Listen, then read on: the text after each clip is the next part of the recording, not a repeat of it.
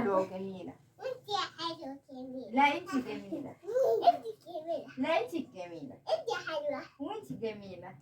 قولي انا حلوة. وانت حلوة. انا حلوة. وانت قمرة. وانت قمرة. وانت عسلة. وانت عسل. وانت بيضة. انت بيضة. وانت ذكية. وانت ذكية. وانت قوية. انت قوية. وانت شجاعة. وانت شجاعة. وانت أمورة. وانت أمورة. وانت جميلة. وانت جميلة. وانت هادية. شفتي ازاي؟ انت انت عسولة. انت جميلة. سلام ومحبة لكل اللي بيشوفني وبيتابعني من اي مكان في الدنيا. ازيكم يا حبايب قلبي، عاملين ايه؟ يا رب كلكم تكونوا بخير.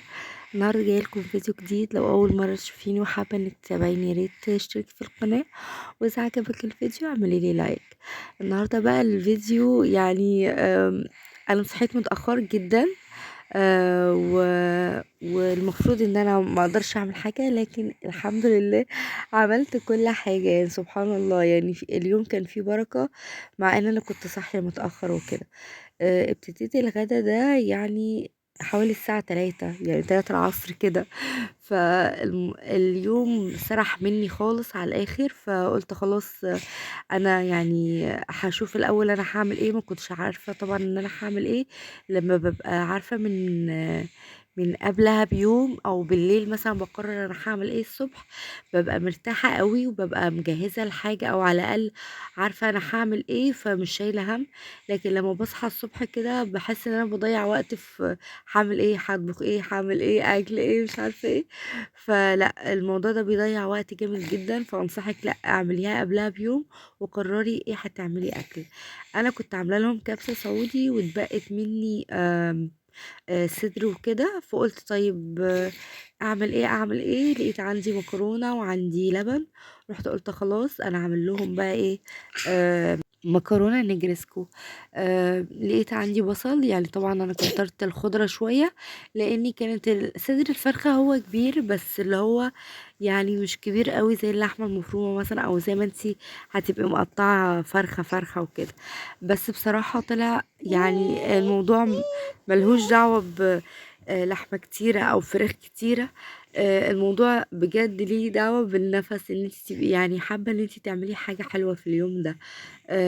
عملت البشاميل، وعملت كمان الخضرة، عملت بصلة وقطعتها. كان ما عنديش خضرة، كان عندي شبت وطماطم وفلفل الوان احمر واخضر. كان عندي حراق مرضتش احط عشان الاطفال. وعملت المكرونه زي ما انتم شايفين كده، حطيتها في البشاميل. انا اوقات لما بيكون عندي خضره كتير بحط خضره كمان وقوطه صلصه يعني في المكرونه نفسها. بس طبعا ما كانش عندي، لان انا يعني حاولت اعمل باللي عندي، يعني ما حاولتش أألف او كده، فاهمين؟ اللي عندي واللي لقيته في التلاجة طلعته على طول. فالموضوع يعني ما خدش معايا وقت زي ما انتوا شفتوا. وكمان قلت اخلص المواعين واعملها اول باول، عشان خاطر ما يبقاش معايا. يعني هي دي مواعين بس، مواعين الغدا اللي انتوا شايفينها دي كلها. كنت عايزة كمان اكلمكم على فيري ده. بجد حلو جدا. يعني هو غالي بصراحة، يعني غالي جدا، بس والله يعني نقطتين منه بينضف جدا، حتى لو كان في دهن مثلا في الاكل او كده، لا يعني عادي بيمشيه، ما بيلزقش زي التاني اللي لازم بقى تكتري في البريل مثلا عشان خاطر ايه، الدهن يمشي او كده.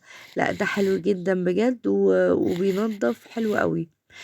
عايزه بس اعتذر لكم على الصوت ده، لاني انا بنتي زي ما انتوا شايفين كده صدرها ده ف مش قادرة تتنفس والله بجد منه. بس ان شاء الله النهاردة هديها سوائل يعني و... وتخف ان شاء الله بإذن الله.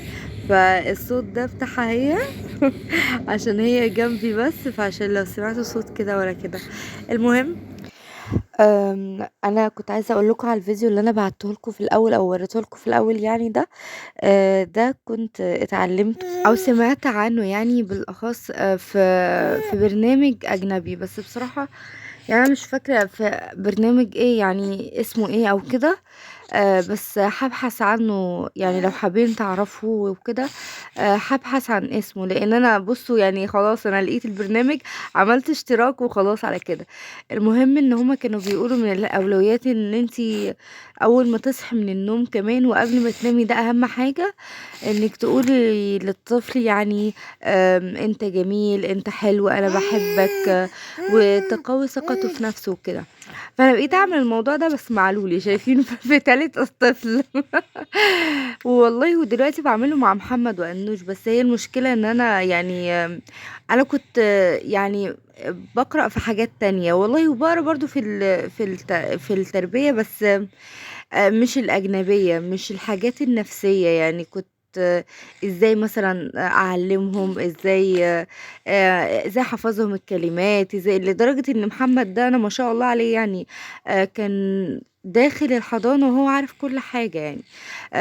ليه؟ لان انا كنت على طول بدرسهم واشوف برامج ازاي بقى ادرسهم وكده، واعلمهم الحروف والكلمات. بس اللي طلع اهم من انك تعلميهم والله التربية بجد. يعني انتي لو انتي ركزتي بس على الحالة النفسية بتاعتهم، هيبقى احسن بكتير. يعني انا دلوقتي بعمل ده مع لولي. يعني انا دلوقتي لولي ممكن فين وفين اعلمها الالوان، الحروف، لما تكون كمان هي حابة، يعني هي بتبقى حابة قوي، فبتكون بعلمها بقى اللي هو الالوان والحروف. لكن غير كده انا بقعد اكلمها كده والعب معاها، واحاول ان انا ايه ما اضيعش وقتي في التعليم بصراحة قوي. لاني للاسف بصوا بالعكس لقيتها بتجيب نتيجة اصعب، ان انتي تفضلي يلا ذاكر يلا خد يلا من هم وصغيرين.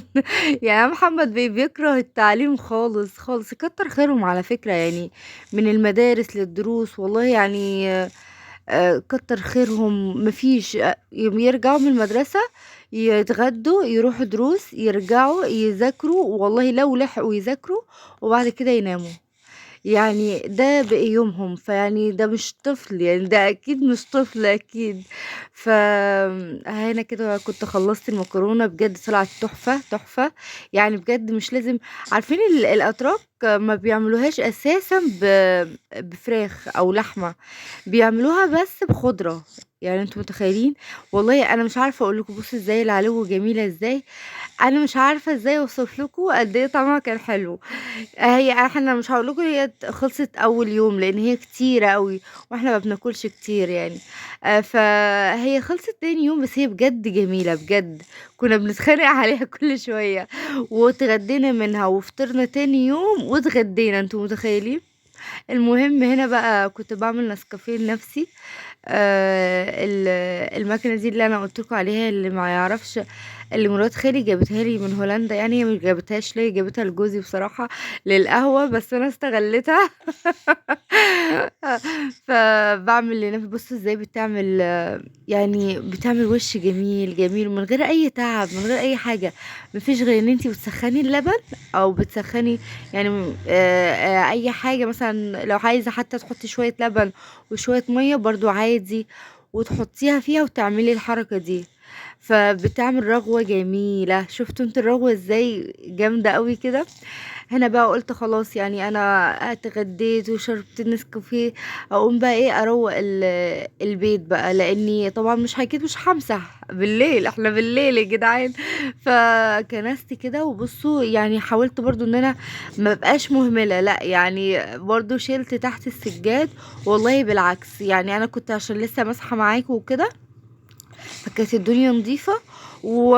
ونطفت. يعني مش اللي هو قالت لا لازم تمسحي لازم مش عارفة ايه، لا. وكان الجو يعني تلج على فكرة حتى انا. ما يغركوش الاصفر اللي انا لابساه ده، الشراب اللي انا لابساه ده يعني. مش لايقة خالص على الجلابية. بس اقول لكم ايه، لا الجو كان تلج والله. ف... بس برضو قلت لا انا لازم اقوم كده اتنشط، وحتى لو اتأخرت بس ما ينفعش ان انا اسيب البيت كده بصراحة يعني. بس فشلت كل حاجة وكنست تحت السجادة عشان تبقى نظيفة، لاني انا بشوف ان الواحد يعني حتى لو مش عارف يمسح وروق بس ولم اللي هي الكراكيب، خلاص يعني الدنيا بتبقى حلوة. هنا بقى دخلت المطبخ وبرضو شلت السجادة دي، بس ما كانش باين برضو ان انا شلتها. مش عارفة هي اتحذفت مني ولا انا ما صورتهاش ولا التليفون عمل ايه، انا ما اعرفش. بس اللي فاكراه ان انا لا شلتها، يعني شلتها كلها. هي باين ان انا شلت نصها، لكن انا كنت شايلاها كلها لان كانت الارضيه نظيفه اصلا، وانا ما كنتش عايزه ان انا اخليها تكمل وساخه او كده، لا كنت عايزه احصلها، فاهمين. انا بقى لميت الباسكت وحطيته هنا، كانوا عمالين بيرقصوا. على فكرة احلى حاجة بيلاقوها الاطفال لما يبقى الجو رايق، بيحبوا يلعبوا قوي. فانا دايما بحب الاحساس ده، ان انا اروق لهم الدنيا او اخليها نظيفة، يعني عشان هم ايه، يوسخوها تاني بمعنى الاصح. اسم الله عليك يا ماما. بالمعنى الأصح ان هم يوسخوها تاني، بس لا بيحبوا والله بجد الدنيا تبقى نظيفة كده، عشان بيلعبوا حلو وبيفضلوا هم بيبقوا مرتاحين نفسيا، وانا ببقى مرتاحة نفسيا بصراحة.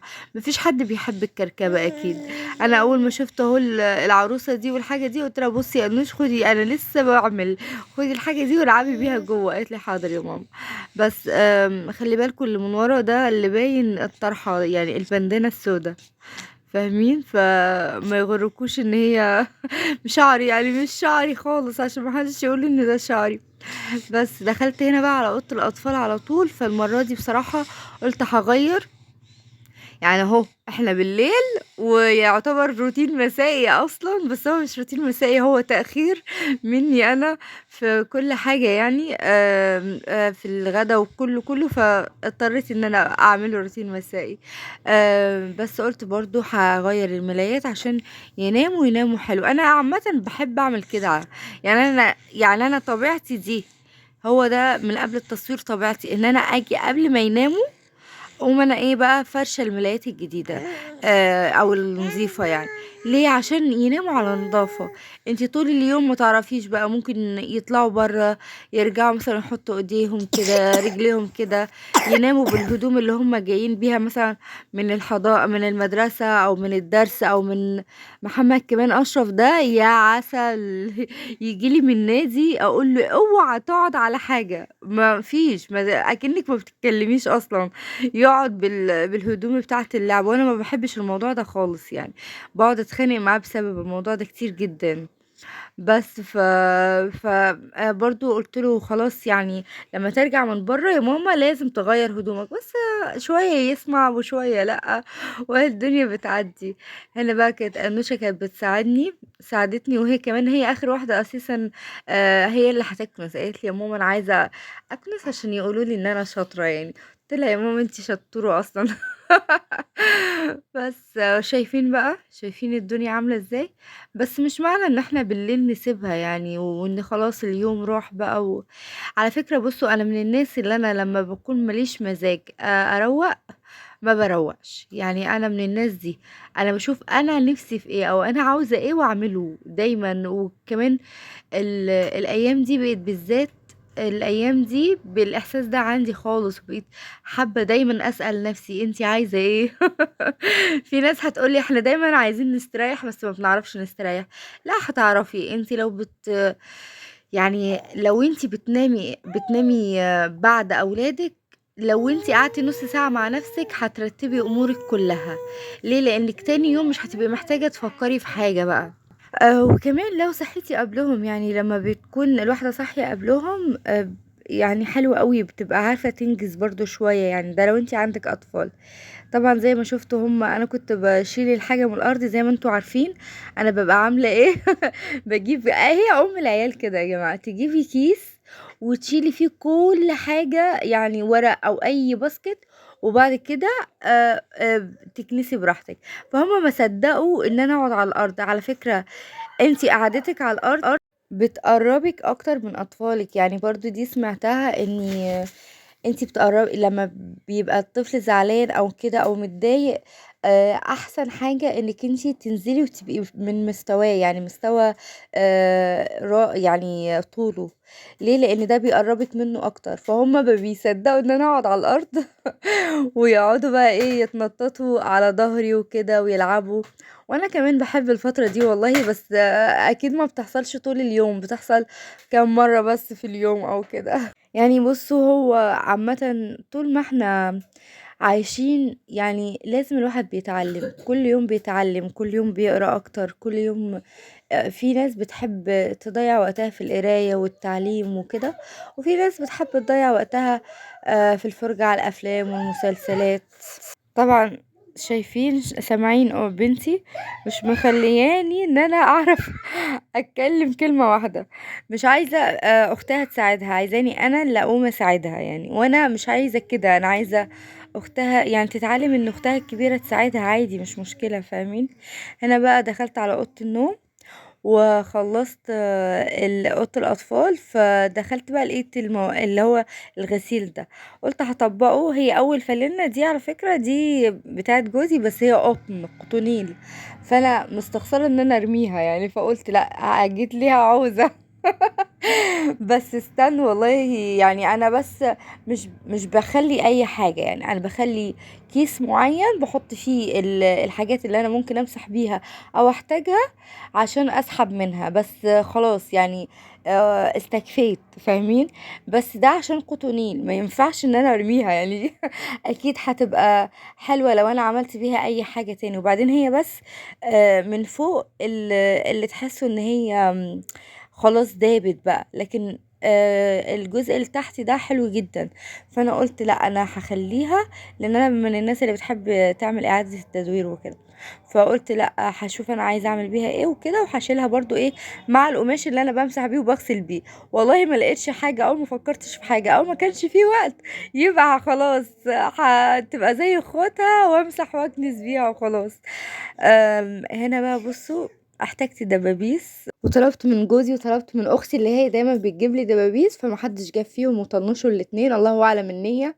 ب- بس استنى قبل ما اكمل لكم الحكايه دي، بصوا بنتي بتقولي انا صوريني انا يا ماما وانا بعلمهم ازاي يطبقوا. فبصوا ما شاء الله بتقول بتوريكم. انا والله بس كان نفسي ان انا اطلع لكم الصوت، بصوا بتقول لكم اهو. والله عسل، شايفين؟ عشان تتعلموا، بس عشان تتعلموا من بنتي. طبقتها حلو ما شاء الله، مش كده؟ المهم الدبابيس دي، فاستنيت جوزي يجيب لي، استنيت اختي تجيب لي، الاتنين طبعا مش فاضيين، الاتنين اساسا بيشتغلوا.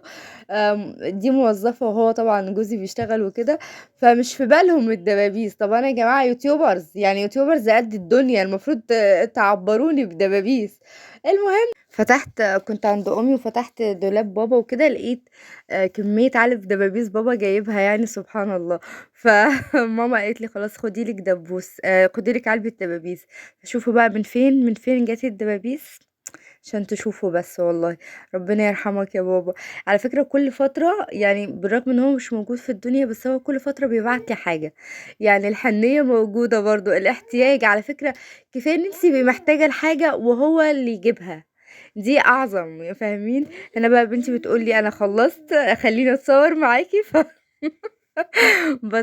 صورت معاها. هنا بقى برضو غسلت الحمام، بس بصوا عشان الإضاءة مرضتش أصور لكم أنا وبغسله كده. بس هو يعني غسلته برضو في نفس يومي، شايفين؟ يعني أنا روتين مسائي، وعملت الغدا وعملت المطبخ وعملت الصالة وعملت أوضة الأطفال وأوضة النوم والحمام، وكمان هعمل لهم كيكة رواني. لا بجد والله كان يوم فيه بركة، يعني مع اني انا متأخرة فيه، بس الحمد لله كان حلو وكله نشاط، يعني ما شاء الله بصراحة. هنا بقى كنت بس غيرت هدومي. لان ما كنتش فاكرة ان انا هعمل حاجة تانية بصراحة، كنت فاكرة ان انا هرتاح شوية وخلاص يعني. بعد كده هعمل لهم العشاء. بس لما دخلت المطبخ ولقيت نفسي هعمل بسيسه قلت خلاص انا كده كده لابسه هدوم شتوي، والهدوم الشتوي بتبقى بكم وكده، البس الحاجه عليها يعني على شعري البندانه واروح اصور وعادي كده. فالمهم صورت وعملتها وطلعت جميله جميله بجد، ما قعدتش لغايه تاني يوم اهو. دي بقى اللي ما قعدتش يعني مكرونه قعدت بس دي ما قعدتش. مش عارفه بقى هي ليه عملت كده، بس الظاهر ان هو عيب فرن على فكره، لان انا عملتها في الكهرباء، يعني انا بتكلم على الاحمرار، لكن هي ما خفستش بالعكس هي جميلة.